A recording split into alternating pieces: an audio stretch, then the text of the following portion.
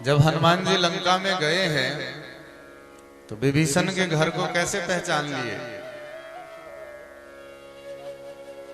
क्योंकि विभीषण के घर के दरवाजे पर लिखा था, राम नाम अंकित गृह शोभा बरनी न जाए, नव तुलसी का वृंद पद देखी हरस कपिराय।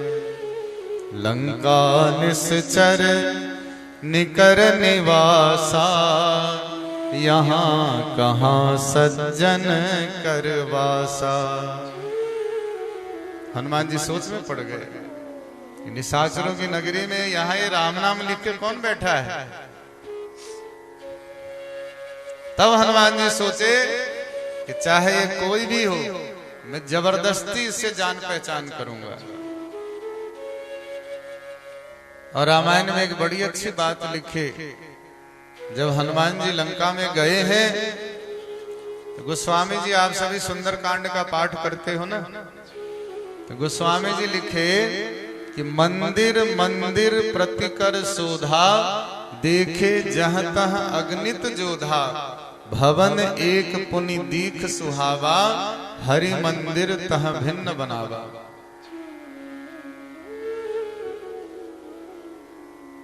रामायण में गोस्वामी जी लिखे कि मंदिर मंदिर, रावण के महल को गोस्वामी जी कहते हैं कि ये मंदिर है, और जहां हरि मंदिर बना है वहां कहते हैं भवन एक पुनि दीख सुहावा।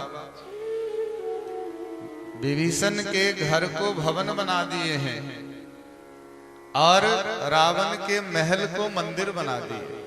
किसी ने पूछा कि आपने विभीषण के घर को महल कह दिया जहां तुलसी का पौधा लगा है, जहां सीताराम सीताराम लिखा है, और रावण के यहां तो कुछ नहीं लिखा, आपने कह दिया मंदिर, उसको कह दिया भवन।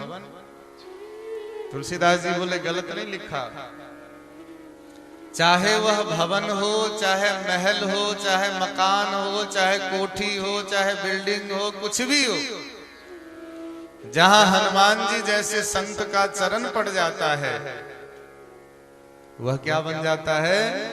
मंदिर बन जाता है। हनुमान जी जैसे संत का चरण रावण के महल के ऊपर पड़ा है, इसलिए मैंने उसको महल नहीं लिखा, मैंने उसको क्या लिखा? मंदिर। विभीषण का घर भले ही मंदिर हो, लेकिन अभी हनुमान जी का चरण नहीं पड़ा है, इसलिए ध्यान दीजिए। घर में, परिवार में भगवान के भक्त सत्संग कीर्तन ये समय समय पर जरूर करते रहिए। ऐसा नहीं कि आपने अपने घर में बढ़िया सा एक मंदिर बना लिया और स्वयं ही बैठ करके टिन टिन टिन टिन करते रहे। देखो यहाँ तुलसीदास जी क्या कह रहे, विभीषण ने भी तो राम राम लिखा था, विभीषण ने भी तो तुलसी का पौधा लगाया था, लेकिन तुलसीदास जी बोले भवन। वो क्या है? भवन है। जब हनुमान जी पहुंचेंगे तब वो मंदिर होगा, जब हनुमान जी पहुंचेंगे तब मंदिर होगा। इसलिए घर में भी यदि आप मंदिर बनाए हैं समय समय पर, मैं तो कहता हूं कुछ भी करो, जन्मदिन मनाओ, सिल्वर जुबली करो, कुछ भी करो, भगवान को सबसे आगे रखो।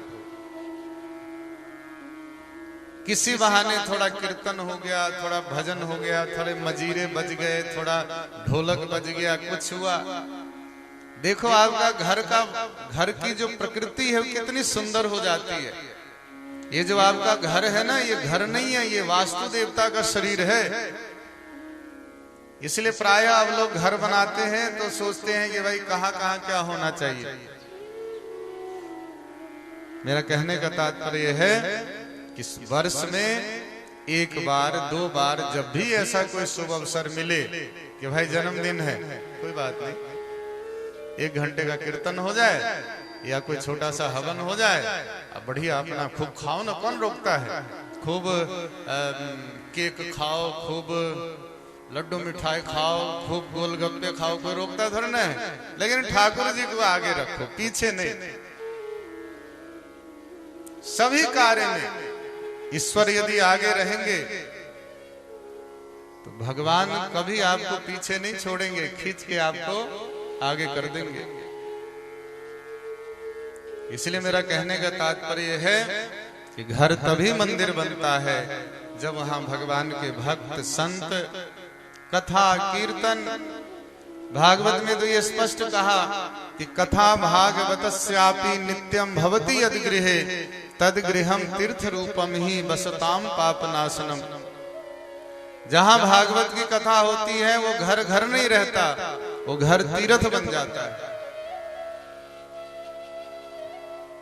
और आज के समय में मैं कई बार देखता हूं कि जिस किसी को भागवत जी की कथा करवानी होती है घर में करवा लेते हैं, घर में ही हो जाता है। घर में एक वो ड्राइंग रूम होता है बड़ा सा, घर परिवार के 20-25 लोग अपना आराम से बैठते हैं, भागवत की कथा होती है। मैंने कई की है। इसलिए अब तो आप ये भी नहीं सोच सकते कि बहुत बड़ी व्यवस्था करनी पड़ेगी ये वो। अब समय के अनुसार परिवर्तन हो रहा है, तो निश्चित रूप से घर में किसी न किसी रूप में सत्कर्म जरूर करिए। घर को भवन मत बनाइए, घर को महल मत बनाइए, घर को कोठी मत बनाइए, घर को मकान मत बनाइए, घर को क्या बनाइए? मंदिर बनाइए। और मंदिर कब बनेगा? जब समय समय पर भजन कीर्तन सत्संग साधु संत भगवान के भक्त आदि सब आते रहेंगे, तभी मंदिर बनेगा, ऐसे नहीं बन सकता। प्रेम से बोलो राधे राधे।